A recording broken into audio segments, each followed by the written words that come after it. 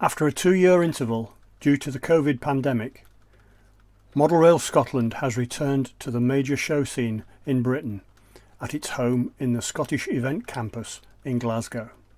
This video features O-gauge layouts. Great scenes can be crafted in a small footprint, even in an O-gauge shunting yard. Arun Quay by Gordon Gravitt was built with the exhibitions in mind. It had to be small enough to fit in a car, but manageable at home. The size of the layout ruled out passenger traffic, so it is a shunting yard at an imaginary location a little way up the River Arun from the Sussex town of Littlehampton.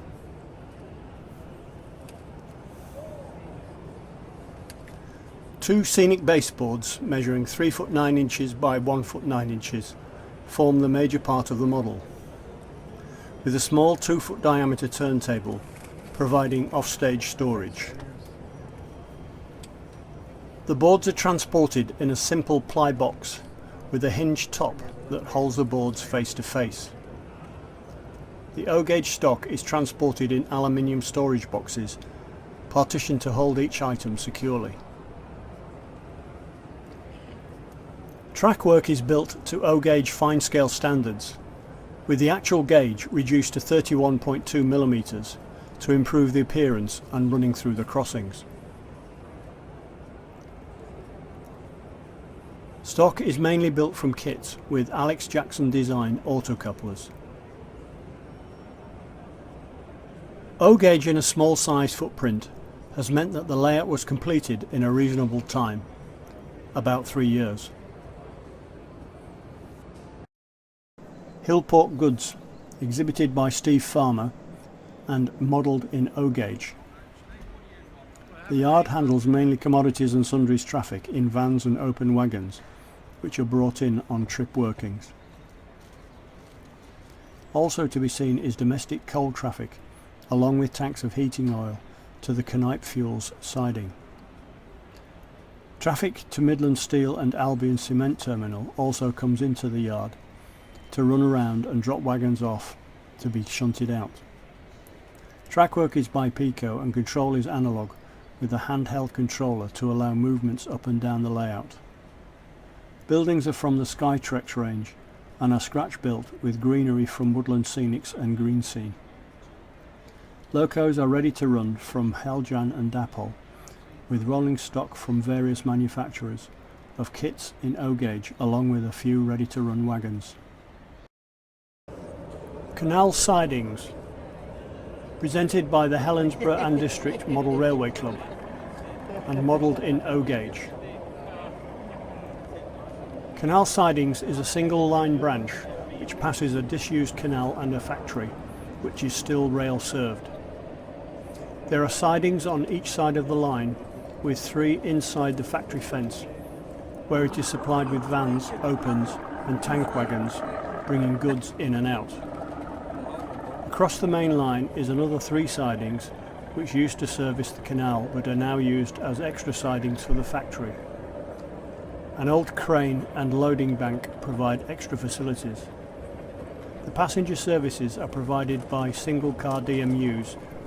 The buildings are kit built mostly from laser cut board with the rest resin castings. The signals are kit built from brass and are lit. Both signals and points are worked with servos. The layout is run on DCC and all locos have sound and lights.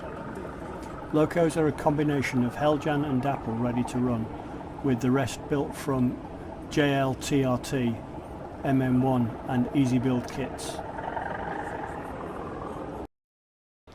Here you can view the O-gauge layout Loch Dubh, exhibited by Falkirk Model Railway Club. Loch Dubh is a fictitious remote terminus station in the Scottish Highlands. Depicting early 60s pre-beaching, it features Type 1 and Type 2 traction, hauling both freight and passenger traffic. The layout measures 16 feet by 2 feet across 4 boards. Buildings are all scratch built, Track is Pico Code 80 with control by NLE Power Cab. Stock is Bachmann Brassworks, Heljan and MTK. Wagons are all kit built. My thanks to Jim Reed for the information. Craiglang, modelled in O gauge, was exhibited by the Cooper and District Model Railway Club. Set in the 1950s and 1960s, Craiglang is a fictitious representation of a railway junction somewhere in Scotland. Originally set out on 4 baseboards measuring 4 feet by 2 feet, the layout was extended by 8 feet during the last year to provide a freight yard. A 6 feet by 2 foot fiddle yard has 6 tracks in the form of a swivelling sector plate with 3 exits and uses a 2 foot square interface board to align tracks. Trackwork and points is Pico Code 124, bullhead plain track. All buildings are scratch built, being modelled on various structures around Scotland. Stock is a mixture of scratch built, kit and ready to run.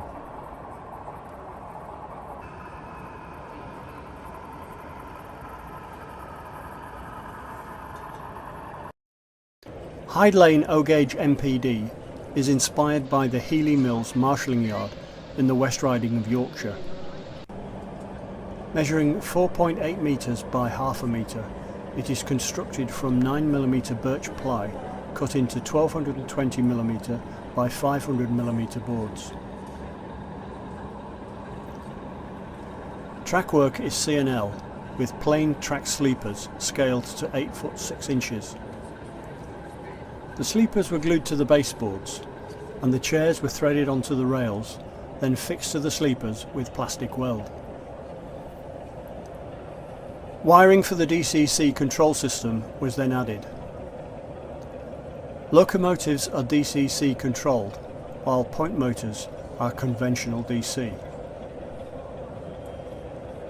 The fiddle yard is a 4-track traverser, long enough for 2 locomotives. Weighing 30 kilograms, the traverser is supported on steel draw runners. The diesel shed is made from 4mm ply, then clad with 15mm plain plasticard and embossed brick plasticard. Track is ballasted with Woodland Scenics ballast. The stock is a mixture of classes of the period: 08s, 20s, 25s, 31s, 37s and a Class 45 from Dapol and Heljan. Control is DCC using a Lens LH100 system with sound from Loch Sound and Zimmo.